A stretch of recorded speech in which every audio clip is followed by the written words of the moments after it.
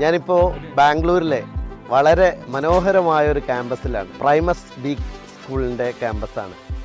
ഈ ക്യാമ്പസിൻ്റെ ഏറ്റവും വലിയ സവിശേഷത എന്ന് പറയുന്നത് ഈ ക്യാമ്പസിലെ കോഴ്സുകളെല്ലാം, പ്രത്യേകിച്ച് UG PG കോഴ്സുകളെല്ലാം ഇൻ്റഗ്രൻ്റ് ആയിട്ടുള്ള കുട്ടികൾക്ക് ഡിഗ്രി മുതൽ PGയും ഉൾപ്പെടെ അവർക്ക് സിവിൽ സർവീസിനോടൊപ്പം ചെയ്യാവുന്ന അതിമനോഹരമായ ഒരു ക്യാമ്പസ്. മാത്രമല്ല അതിൻ്റെ ലേഔട്ട്, അതിൻ്റെ കൺസ്ട്രക്ഷൻ, അതിൻ്റെ ഏരിയ സെലക്ഷൻ, അതിൻ്റെ ഒരു വെതർ എല്ലാം ഒരു ബാംഗ്ലൂരിൻ്റെ എല്ലാ ഹരിതാഭയും നിറഞ്ഞു നിൽക്കുന്ന അതിമനോഹരമായ ക്യാമ്പസ്.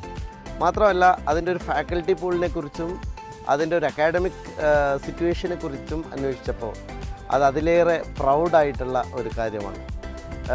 എൻ്റെ പ്രിയപ്പെട്ട സുഹൃത്തു കൂടിയായിട്ടുള്ള കർണാടകയിലെ ഫൈനാൻസ് സെക്രട്ടറി ജാഫർ IAS ഉൾപ്പെടെയുള്ള ആളുകളുടെ അഡ്വൈസേഴ്സായിട്ടുള്ള അവരുടെയൊക്കെ ഒരു വലിയ മേൽനോട്ടവും പ്രചോദനവുമുള്ള ഒരു സ്ഥാപനം. തീർച്ചയായിട്ടും സിവിൽ സർവീസ് അക്കാഡമികൾ ഇന്ന് കേരളത്തിലെ പോലെ ബാംഗ്ലൂരിൽ വളരെ സജീവമാണ്. കേരളത്തിലെ കുട്ടികളെ സംബന്ധിച്ചിടത്തോളം എന്നോട് പല രക്ഷിതാക്കളും പലപ്പോഴും വിദേശ രാജ്യങ്ങളിൽ പോകുമ്പോൾ ചോദിക്കാറുള്ള ഒരു കാര്യമുണ്ട്, ബാംഗ്ലൂരിൽ നമുക്ക് സേഫായിട്ട് പഠിക്കാൻ പറ്റിയ ഒരു ക്യാമ്പസ് ഏതാണ്?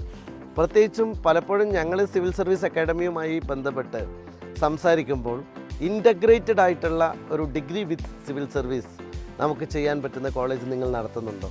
ഞങ്ങൾ ശരിക്കും സിവിൽ സർവീസ് കോച്ചിങ് മാത്രമാണ് നടത്തുന്നത്. പക്ഷേ ആ സിവിൽ സർവീസ് കോച്ചിങ്ങിന് അതേ ഫാക്കൽറ്റി പൂളോടുകൂടി അതേ സ്ട്രെങ്ത്തോടുകൂടി നമുക്ക് ഡിഗ്രി കോഴ്സ് കൂടി കൊടുക്കാവുന്ന ഒരു സ്ഥാപനമാണ് ഇതെന്നത് ഏറെ അഭിമാനമുള്ള കാര്യമാണ്.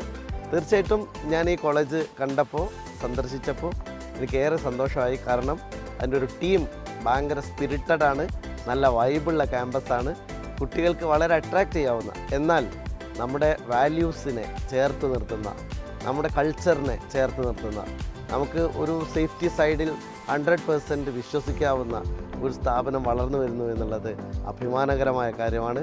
ഒരു മലയാളി ഓൺട്രപ്രണർഷിപ്പിൻ്റെ ഒരു മുൻകൈയോടുകൂടിയാണ് ഈ സ്ഥാപനം വരുന്നത് എന്നറിഞ്ഞപ്പോൾ അതിലേറെ സന്തോഷമുണ്ട്.